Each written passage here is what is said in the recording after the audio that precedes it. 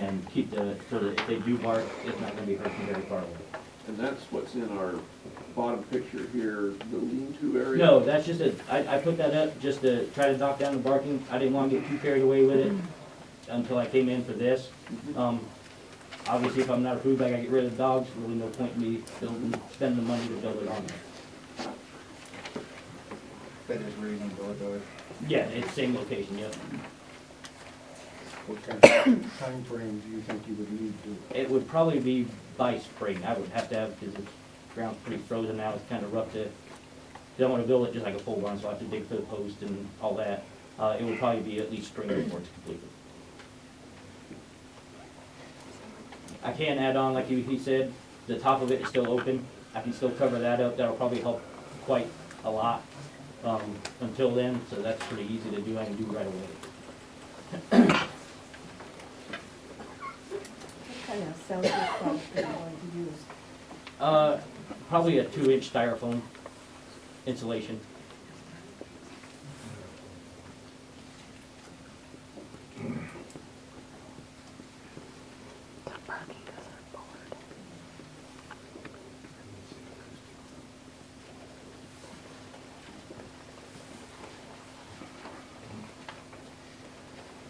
Do you have anything further you'd like to add No. at this time?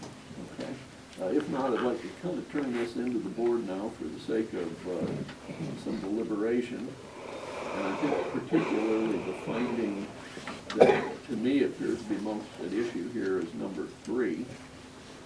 Whether or not granting this kennel would substantially and permanently injure the appropriate use of neighboring property.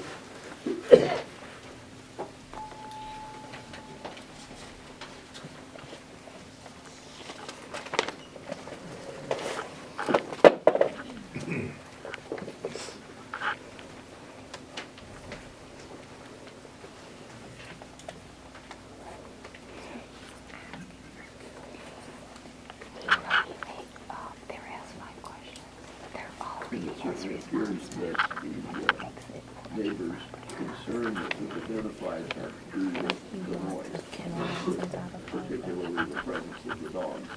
So it really sounds like mitigation of that is what is the primary concern.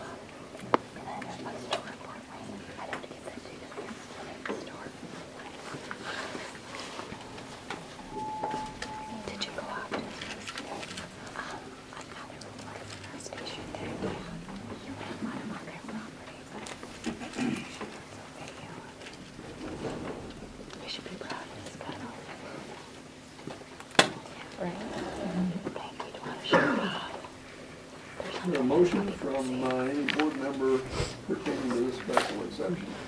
I'll move to approve special exception 427 to allow up to 14 acres at this location, providing that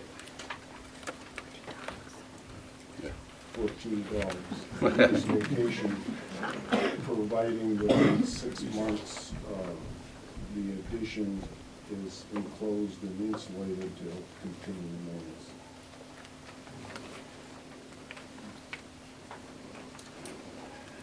the noise. Okay, we have a motion. Do we have a second to that motion?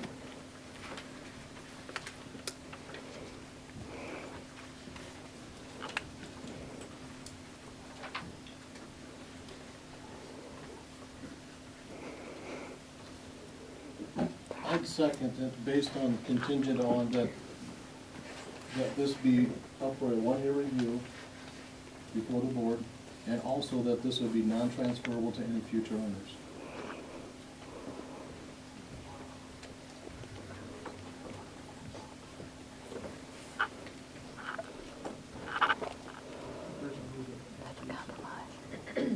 Would you accept those additions to your motion? Yes.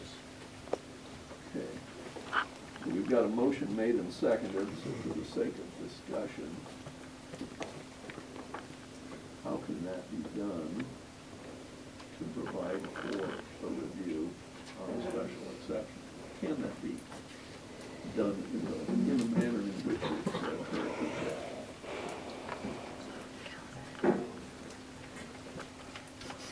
I suppose you could have a written commitment that he would meet the sound requirements that you want to set, and then you could review in 1 year to see if it's compliance. But in terms of enforcement, you would have to file a separate enforcement action. You're not going to be in a position to say your special exception is lapsed.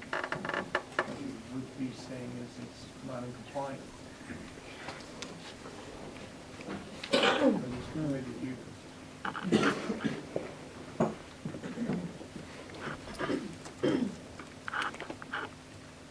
That's my instant 20-second analysis. Okay, thank you. Are you confident that you can solve the noise problem? Oh, absolutely, absolutely. It would have been solved by now if it was a shorter period of time to accomplish it in. But then you should have a standard by which it's going to be judged. You say he's built the building a certain size with insulation, that's not what you're checking for. What you're checking for is a noise standard, and how variable is that noise standard going to be? Can't be too arbitrary, because they could get new neighbors who have more sense of being, has to be some kind of standard. Doesn't necessarily have to be decibels or anything, it's something that he knows what he's going to be asked to do.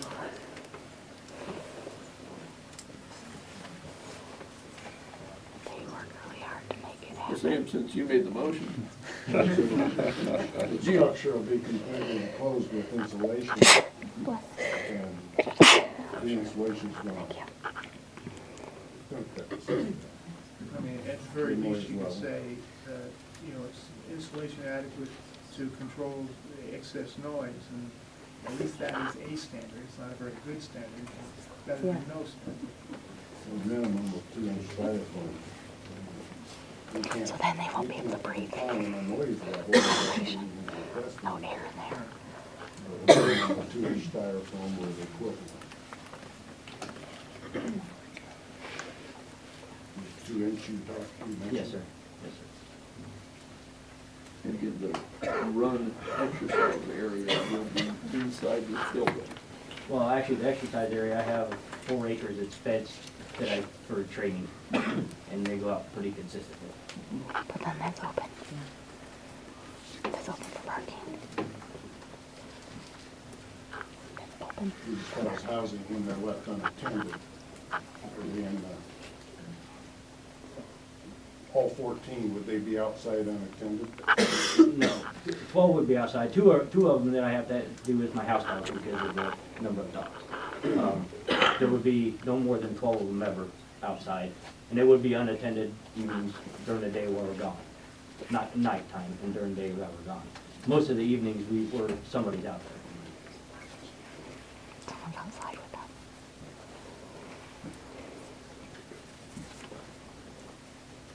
That didn't make sense.